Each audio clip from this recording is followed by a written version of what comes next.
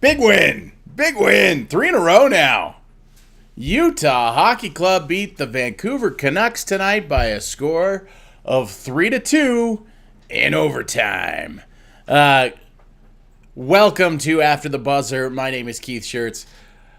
I run things around here on Hive State Hockey, former play-by-play voice for Brigham Young University and for Utah Valley University. Also, if this is your first time here, welcome to the stream. We're excited to have you here. If you are a returning visitor, congratulations on exquisite taste. My guy Car Wash Channel hanging out in the chat. Thanks for all the information, some of the stats and knowledge you passing along there. I thought that the comeback tonight was fantastic for Utah Hockey Club. I thought that they played it's nice to win games where you sort of play, decent in the first period, kind of bad in the second period, and then really good, right, in the third period. So, and in overtime they were good. So I thought that the team played a pretty good game. I thought that they put themselves, obviously, they played well enough to stay close enough to make a comeback. They go down 2-0, and then they score 3 unanswered to find a way to victory. So big win for Utah Hockey Club tonight.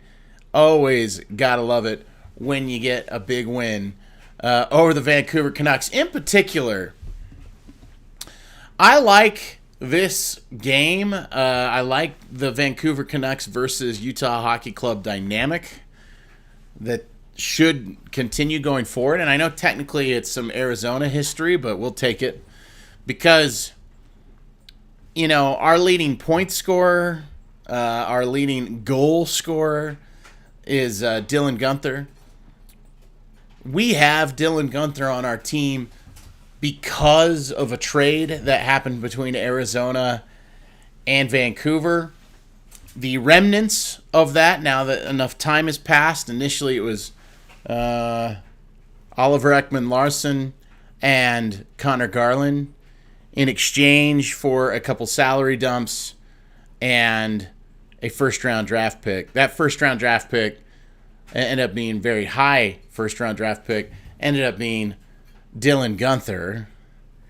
And so basically the trade long-term as it stands now was basically a trade between Connor Garland and Dylan Guenther. Dylan Guenther scored the power play goal to tie the game.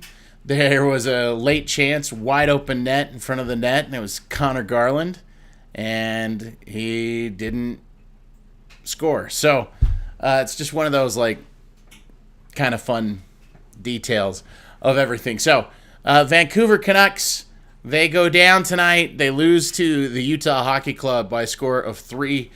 I thought Mikhail Sergachev's goal at the end was all about Logan Cooley. I thought the thing that Cooley did, and I thought that Sergachev did a nice job of just keeping his stick down, skating even though he was just tanked, and was able to come forward, keep his stick down, get that pass from Cooley, which actually got deflected midway, but Cooley's diving to the outside, the way he chops around the stick, makes it so difficult, so difficult for other teams to defend that, and with a little bit of space, his playmaking in those circumstances is great.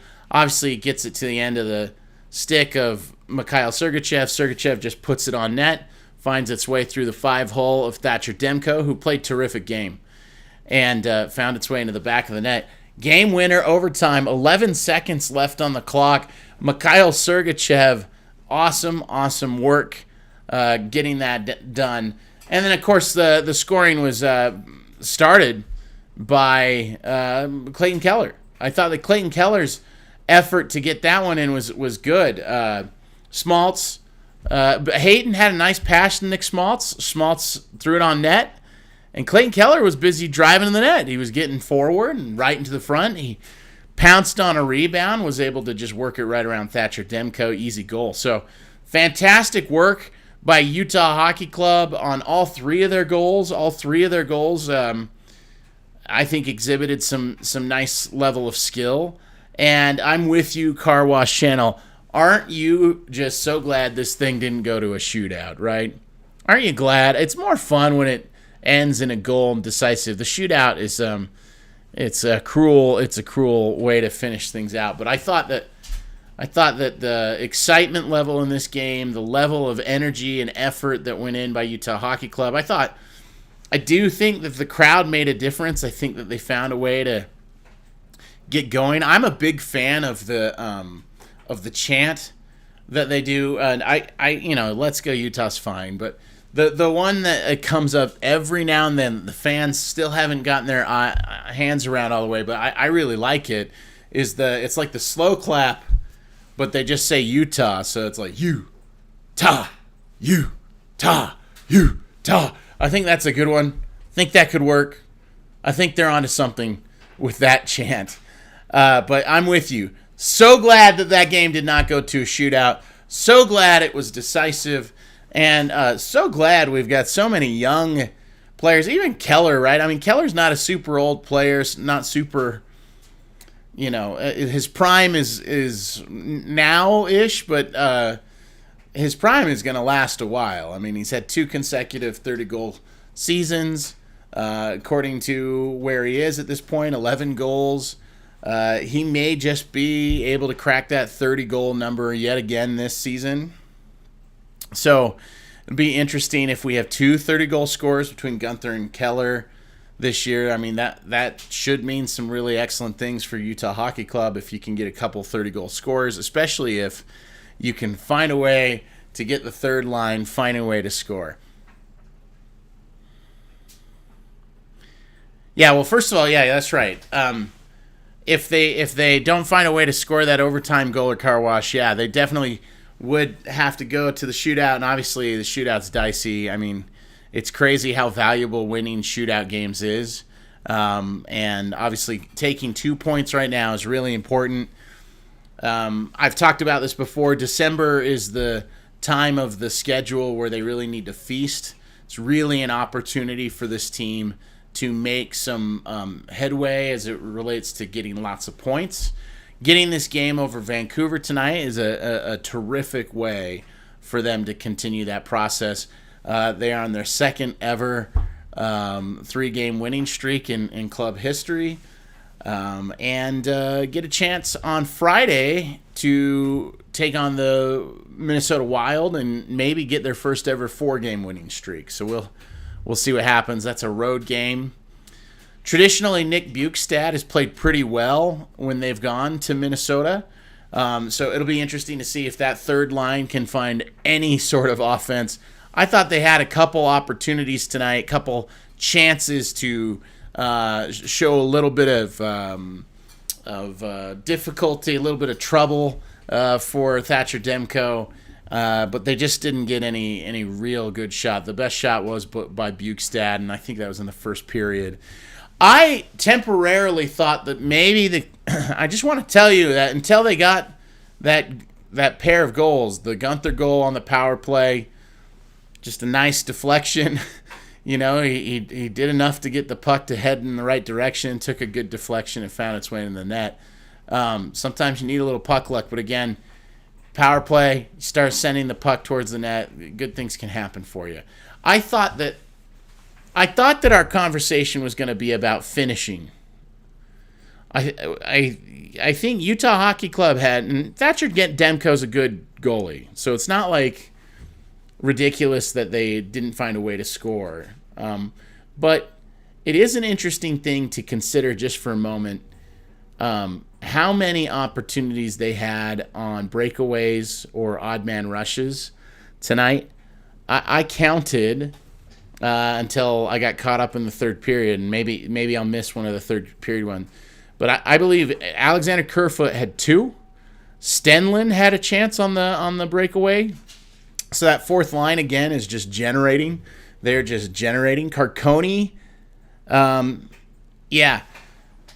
Carconi had a chance on the breakaway, and then you also had opportunities where you had, I think Nick Schmaltz had one on the breakaway, and then There's one other. Oh boy! But anyway, they had 4 or 5 chances where they had a chance to put it away up close and get a chance to score, and they just didn't do it. So they had an unbelievable opportunity to really put themselves in a position to score a lot on a lot of breakaways, and Demko matched them, and they weren't able to score. The worst one was the Alex Kerfoot one on the short-handed look. Sergachev made a great pass to him. Maybe, Dominic Moore was saying as the color commentator that maybe it came a little bit too far behind him and down into his skates, and that meant that he couldn't try to go that near side post. He ended up going right into the middle, but that's okay. So I'm glad we're not talking about that, but it's good that they're generating those opportunities. We'd love to see them finish them because this didn't need to be as dramatic as it ended up being. Yes, Car Wash, you have a question. Have I been to a game in person yet? Yeah, I have. I have been able to go to 3 games at this point. And it's great, except for one of them I went and was on the 1 goal view. And while it's fun to be there and be in person, you guys, well enough, Car Wash, right, that I am I'm pretty into watching the game. And so to be in a scenario where you can only see half the ice is that was tough. I didn't like that very much. So for me, the spectacle of going to the game and the lights, the music, the sounds, and the kind of the coolness in the air and seeing hockey players and how fast it is in person, all that, it's cool. Love seeing all that stuff. Love experiencing all that. But I really do want to see all the games. So only being able to see one of the goals is not my favorite. And so for me, I would probably rather just stay home and watch it on TV and actually be able to see the game than go to the game and only see one of the goals. So that would be my feeling about that. Have you been able to go to any of the games yet and check that out? I've been fortunate. I got invited a couple times and then was able to go on my own. So that's great.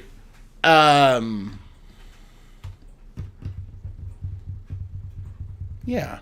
So okay, the other big development tonight is 2 assists by Logan Cooley. He is now in the lead for this team, more assists than any other player on the team. So again, we've talked about this season being a year where the youth needed to take a step forward. We needed to see the young kids get to a place where they were doing more, and they were leading this team in some ways. And again, it turns out that line, that Gunther and Keller and McBain line, continues to be sort of the best line. The Gunther Cooley and McBain line, that continues to be the best line for Utah Hockey Club, and it's not particularly close. Gunther has the most goals. McBain has the 3rd most goals on the team, the 4th most goals on the team coming into tonight. I guess he's now 5th most because Sergachev scored. But the 1st, 3rd, and 5th highest goal scorers are from that second line. They're generating from each other. There's tons of assists that are coming from that line, predominantly from Cooley, but Gunther has a handful of them as well. But you just like to see the effort and where it's going for things. You've been able to go to 6 or 7. Yeah, they are fun. Yeah, it's a good time, man. It is a good time. And I like, too, that they're finding their ground on the in-game experience. Just to, talk about, what I can find is when they first started, I think they tried something pretty bold, and I don't know that it totally worked. They tried to make it sort of like a club, and so they had mashups and remixes of songs, and just we're playing club music the whole time, and we're trying to put in an in-house DJ that we were aware of, and they showed him on the screen a bunch and like kept trying to say what his name was. I don't remember the DJ, but I think they tried to like make it like the Utah Hockey Club. And and I don't know that totally worked. I think there's things about going to a hockey game where it should feel like you're at a hockey game. There's a reason why all the other teams have kind of done a presentation the way they've done it. But, they tried something. I don't think anything's wrong with that. I do think that they're coming around to doing kind of a more traditional presentation, and I think that that's actually a pretty good thing. Yeah. 6 or 7. All right, yeah. And one of the games I got to go into in person, I saw the Ottawa Senators game where they lost 4-0. That was a brutal game for Utah Hockey Club. Crowd was pretty dead. It was kind of bleak. But I have been there for a couple. Actually, I don't think I've been there for a win yet. So maybe I should just stay at home forever.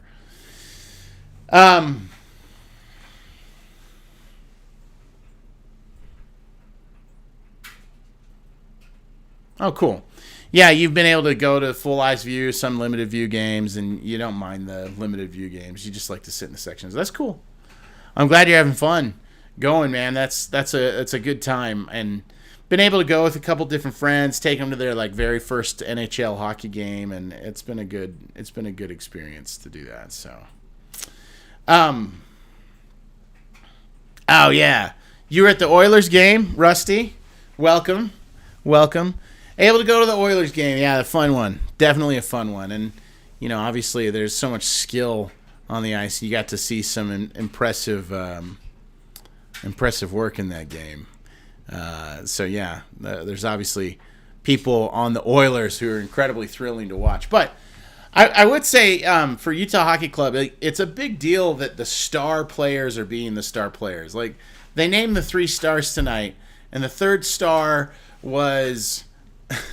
The third star for the game was Dylan Guenther. The second star of the game was Clayton Keller, and the first star they gave to Sergachev because he had the game winner.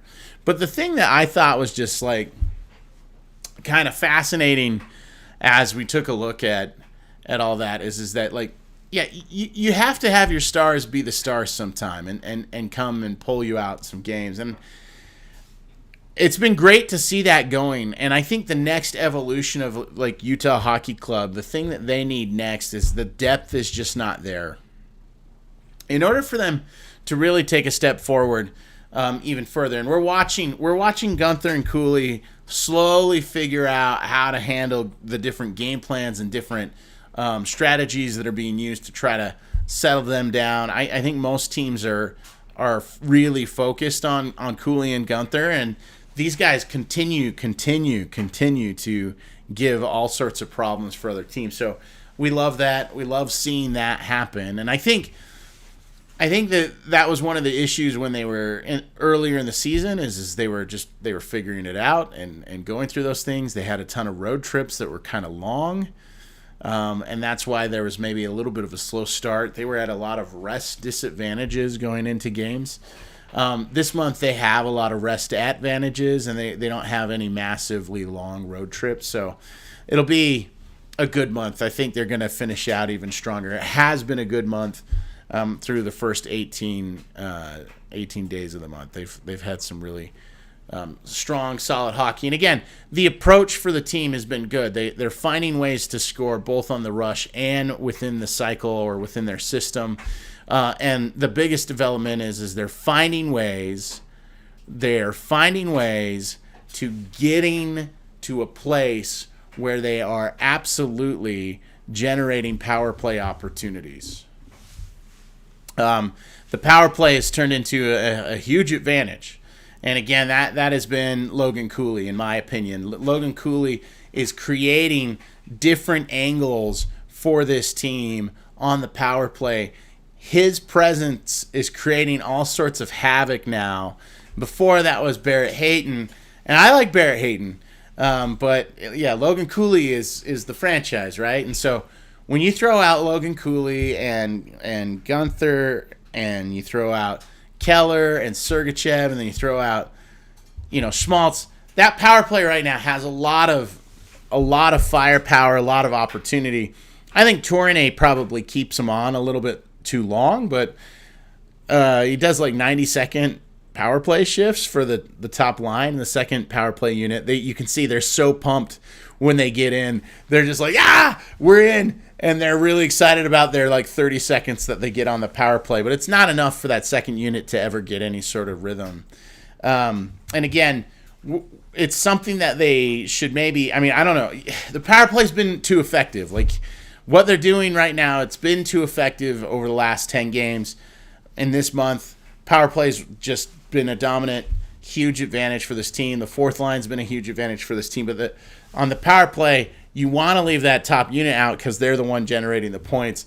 But I do think there's something to maybe you could get Lawson Krause and Nick Bjugstad and, that Matias Michelli line. That third line that is just absolutely like garbage right now. They're playing terrible.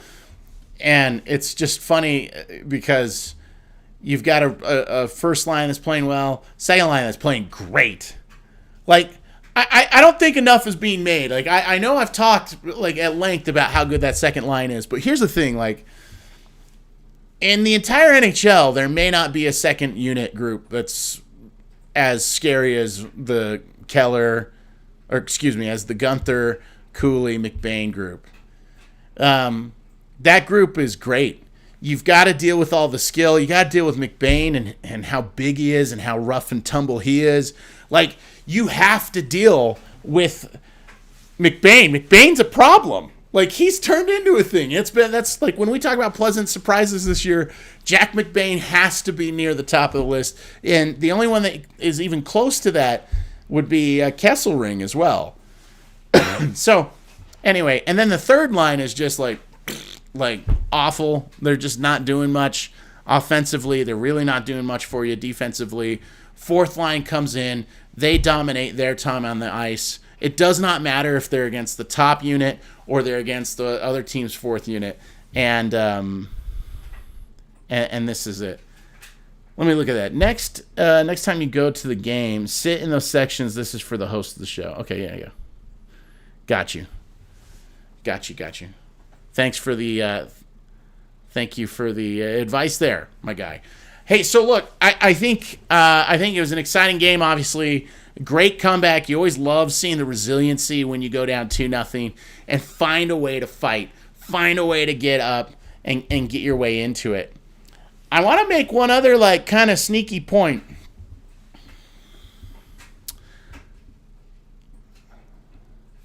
Oh, Scott, thanks for coming on. I appreciate seeing you here.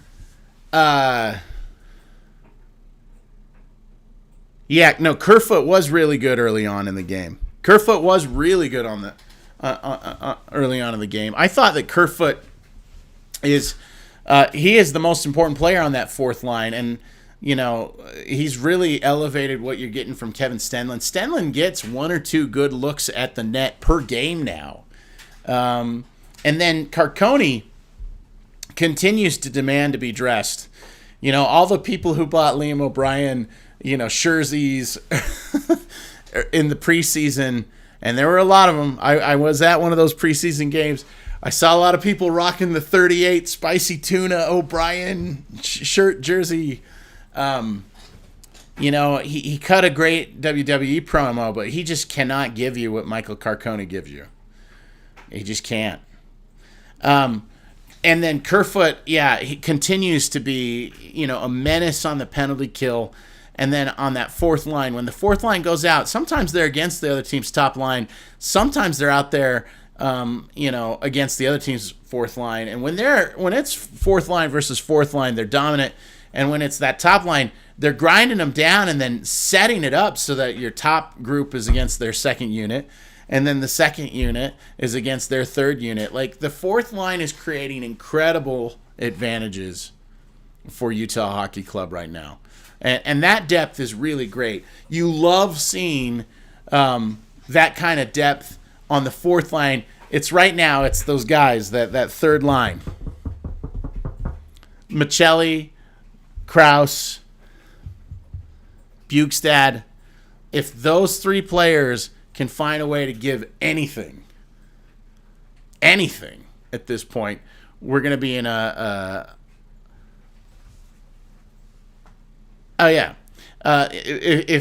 if they can give you anything, they can do that. Hey, Carwash, good question. So what happened to Spicy Tooney? Did he quit, or does he no longer play anymore? Yeah, he just doesn't play. What happens is you can only dress a certain amount of players for your team. So you can have, what is it? It's 6 plus 12 plus the 2 goalies. So anyway, that's 20. So you can only dress 20 guys, and the roster has more than 20 players signed. He's under contract. He's getting paid a nice amount of money right now. He's had all the practices. Spicy Tuna, Liam O'Brien. He just he is a checker, and he is a fighter. And right now the fourth line is just, they're humming, and they're doing a lot of things right for Utah Hockey Club. So they don't need an enforcer at this point. And if you've watched the show a lot, and I know you have, one of the things that I would say is just that, if people are anxious to fight you, you're not a real enforcer.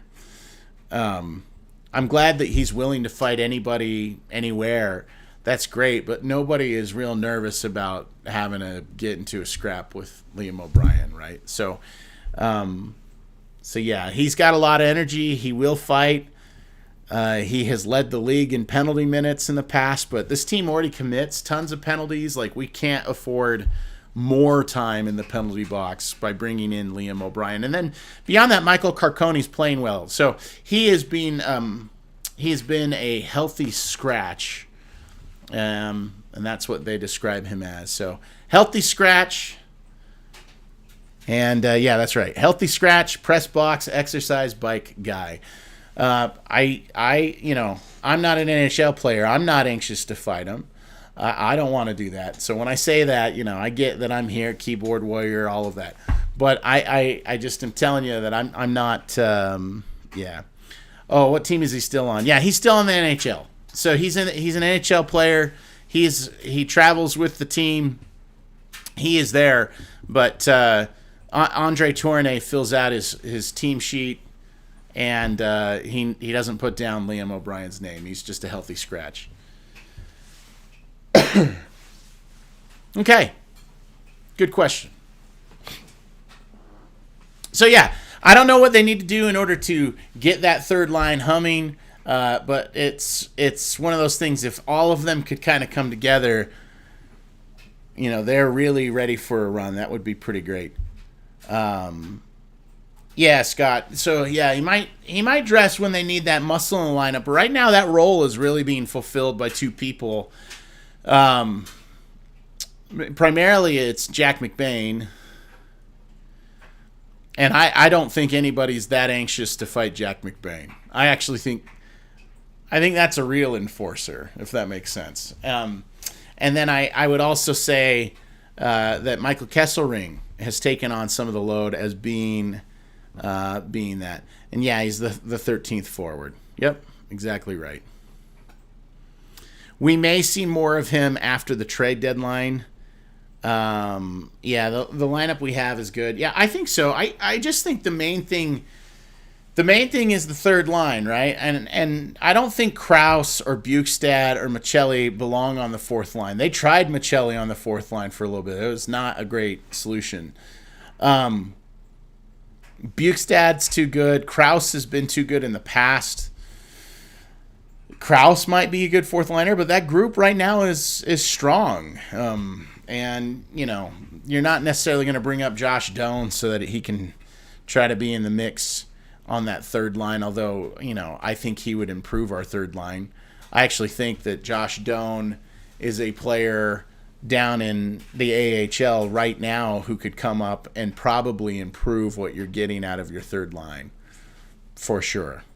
I don't think they would just get dominated the way they've been getting dominated. So anyway, yeah, that's what that looks like. I don't want to talk about those guys anymore. What I really want to do is I just want to talk about, the continued production and how good we have it with, because I feel really great about the futures, definitely of Gunther and Cooley. Cooley in particular for me. I love Logan Cooley.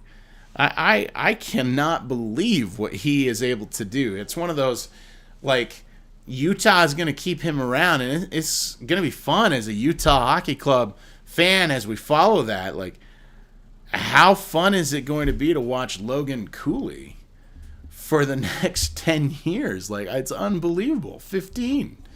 Like, it's unbelievable. It's unbelievable. To have a player like that with that level of skill, you do not get the chance to watch a player up close like that for many, many years. So it's an exciting opportunity. It's a lot of fun to have Logan Cooley come along and see him go. Gunther's going to be with the team for a long time. We have him through his contract ends, just to talk about how absurdly long we have him. His contract ends just before the Winter Olympic Games happen here in Salt Lake City for the second time. 2034. So he's here for a while. Or 32. Is it 32? I can't remember which year we have it, but yeah. We have it for a long time. 2030 something. The bottom line is we have him for a long time. And I do think that we're going to see even more from that. And then the finishing question is again, this did not have to be a dramatic game if they would have hit one of their breakaways and just shut the door on one of the great opportunities they had earlier in the game. That being said, Thatcher Demko did a nice job. They continued to work hard, and they found a way to get that goal and put it into the back of the net. Not just once, twice, but a third time. Take 2 points, send Vancouver out of here with only 1 point, and just keep stacking up your points like that. Vancouver is going to be grateful that they were able to get another point on the board. But for Utah, like I said, this is the month to feast. This is the month that they need to make their move. This is where the schedule kind of softens up and creates some advantages in terms of rest for this team. And, they've made the most of it. 15, 11, and 5. So they've played 31 games so far. They've lost 16, so just a little over half. But in terms of points that they could take away, they're definitely over 500, 565 on that. And then just to give the update, I mean, they're 1 point behind the Colorado Avalanche, and you would have taken that at the beginning of the year, but the Avalanche are worse than we thought they were going to be. But this division's tough. There's Tyson Nash in the postgame. 9 years to go. Thanks for the update on that. Yep. 2034. Yep. Okay, I got it. Perfect. Thank you. Yeah, I think that's... so Utah Hockey Club, I think, is going to have a hard time because the question is like, well, who do they pass? Like, the Avalanche have played 2 more games. They're only up by 1 point. So maybe that's where they advance. Do they knock the Colorado Avalanche out of the playoff hunt? Like, that's kind of wild to think about. Dallas, they're 3 points behind Dallas. They got to find their way up there. On the other side of the bracket, they're behind the Calgary Flames. So they're going to have to find these teams who we're expecting to have great seasons this year. I mean, we're talking about Colorado Avalanche, Dallas Stars. They got the Flames in the way, who are kind of a little bit of a surprise this year. But the Vancouver Canucks are right there. We know how good they are. Edmonton, like, they're going to have to knock one of these teams out of the playoffs in order to make the playoffs. So that'll be a tough challenge. But, again, they need to stack as many points as they can as they go along here. That's going to be the thing that'll make the difference for them. Okay. So we're seeing this team continue to take some steps forward and make progress as it relates to finding a way to growing this team into a team that becomes a legitimate, like, high-end playoff team. And the question is like, are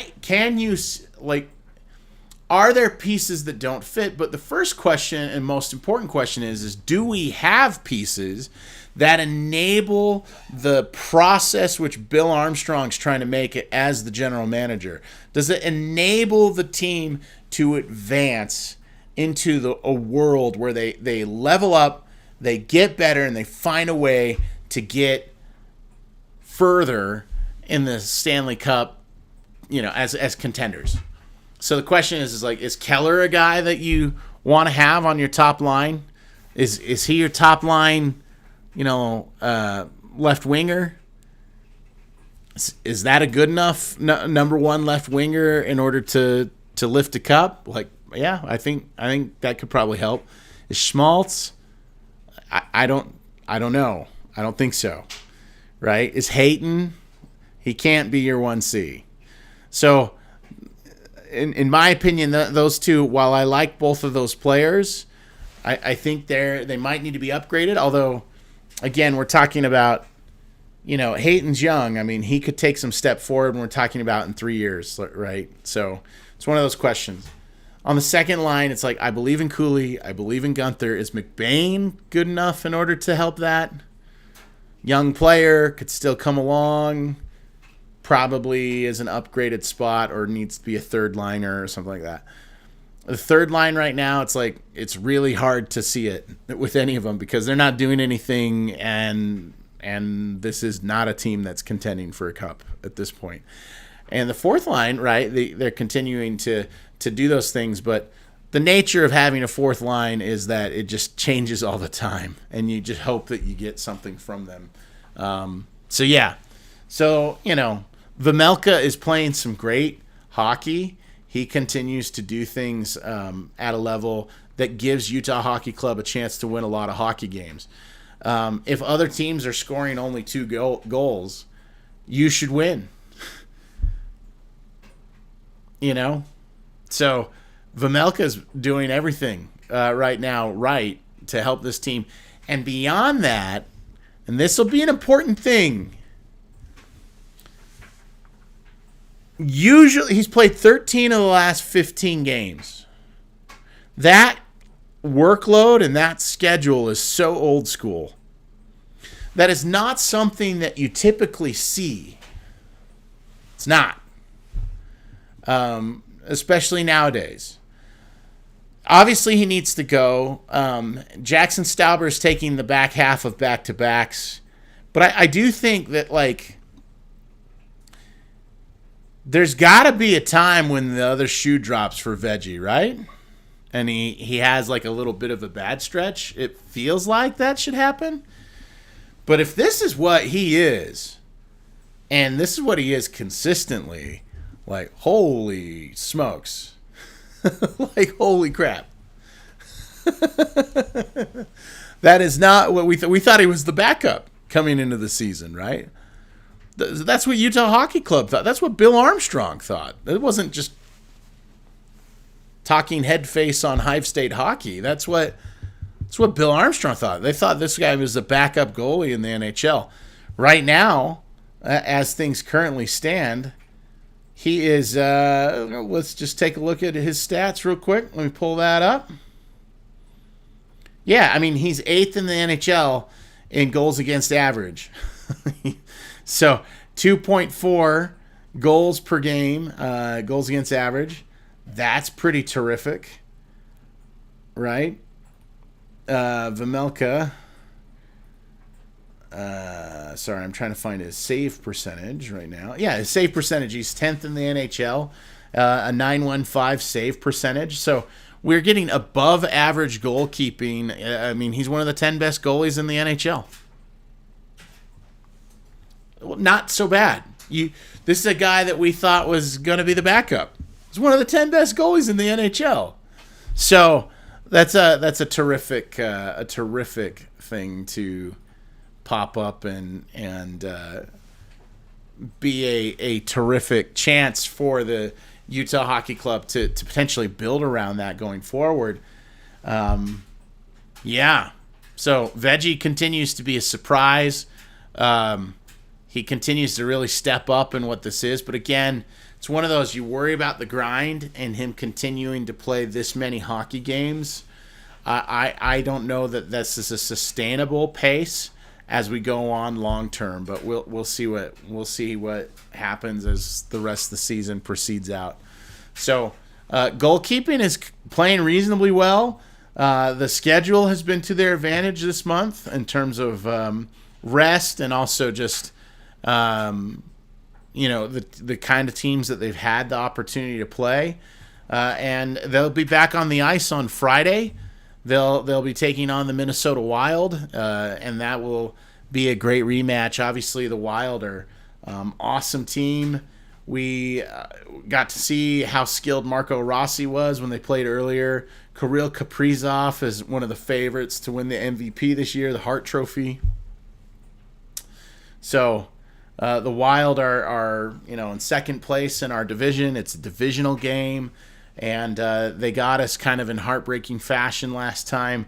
So we owe them one. So it'll be interesting to see if Utah Hockey Club can find a way to make the Minnesota Wild pay and get a little bit of revenge on those guys. So that's that. Hey, to everybody that came out today, new chatters, great to see you guys. Rusty the Reckless Optimist, thank you for being so optimistic. My guy Car Wash Channel, oh my gosh, the purveyor of sort of ASMR videos of you going through the car wash. Again, the most exciting thing in the world when you're a kid is to go through the car wash when your mom would get gas. Yeah, we're going through the car wash today. That was always an exciting moment. And Scott, appreciate the comments and thoughts that you shared today. Yeah, appreciate that a lot. Awesome game.